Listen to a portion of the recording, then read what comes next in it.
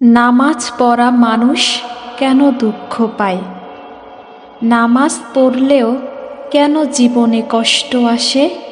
আমি তো নামাজ পড়ি, রোজা রাখি, কারো ক্ষতি করি না, তবু কেন আমার জীবনে এত কষ্ট? অনেক মানুষ এ প্রশ্ন করে। তারা ভাবে নামাজ মানে শুধু সুখের জীবন।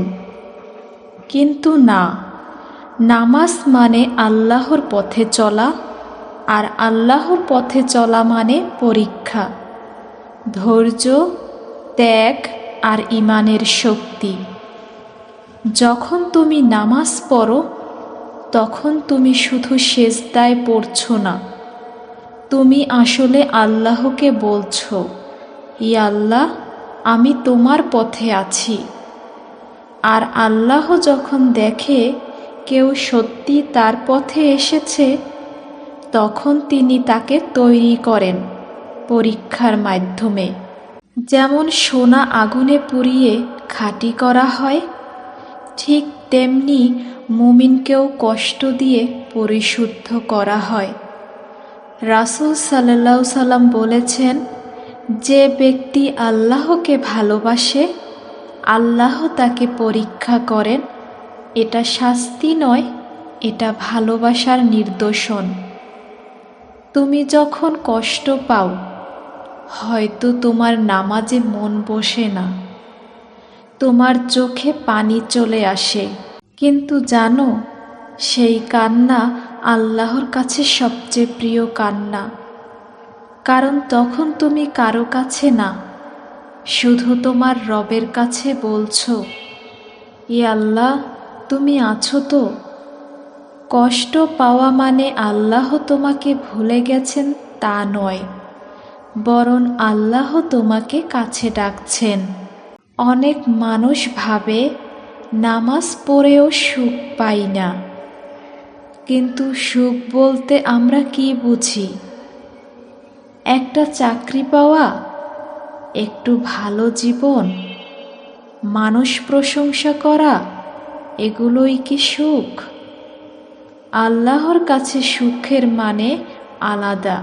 আল্লাহ চান তুমি যেন তার সঙ্গে সম্পর্ক গড়ো, তুমি যেন জানো এই পৃথিবী ক্ষণস্থায়ী। এই দুঃখ, এই কষ্ট সবই তোমাকে জান্নাতের দিকে নিয়ে যাচ্ছে। কষ্টকে যদি তুমি ঈমানের চোখে দেখো, তাহলে বুঝবে আল্লাহ তোমার সঙ্গে আছেন, তোমাকে একা রাখেননি কখনো। একটা গল্প বলি। একজন মানুষ প্রতিদিন নামাজ পড়ত, দোয়া করত, কিন্তু তার জীবনে সব কিছু ভেঙে পড়ছিল। চাকরি গেল, পরিবারের সমস্যা, শরীরে ব্যথা, সব কিছু যেন তার বিরুদ্ধে। একদিন সে আল্লাহকে বলল, ইয়া আল্লাহ, আমি তো তোমার কথা মানি, তবু কেন এত কষ্ট? এক রাতে সে স্বপ্নে দেখল, সে মরুভূমিতে হেঁটে যাচ্ছে, পায়ের ছাপ দুটি দেখা যাচ্ছে, একটা তার, একটা আল্লাহর। কিন্তু কষ্টের সময় দেখল শুধু এক জোড়া পায়ের ছাপ। সে বলল, ইয়া আল্লাহ, আমি যখন কষ্টে ছিলাম, তখন তুমি ছিলে না কেন?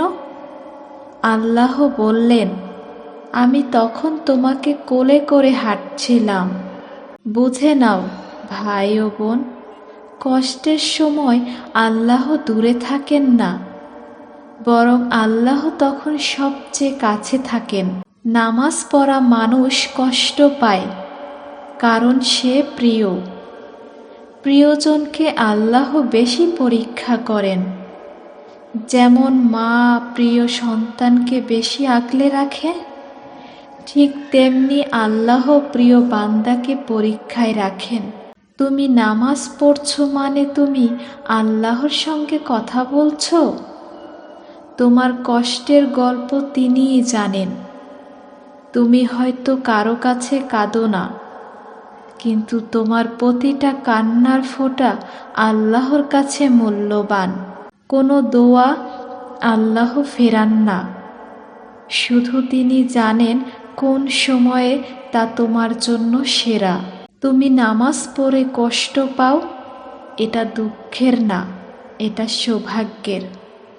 কারণ আল্লাহ তোমাকে নির্বাচিত করেছেন তার বান্দা হিসেবে।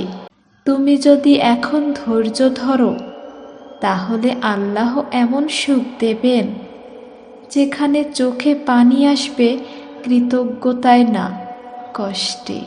তোমার কাজ শুধু একটাই, নামাজ ছেড়ে দিও না। কারণ নামাজই তোমার শক্তি, নামাজই তোমার শান্তি, আর নামাজই তোমার জান্নাতের টিকিট।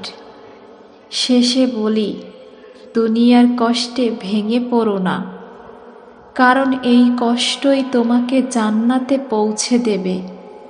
তুমি শুধু বলো, হে আল্লাহ, তুমি আছো, আমি তোমারই উপর ভরসা রাখি।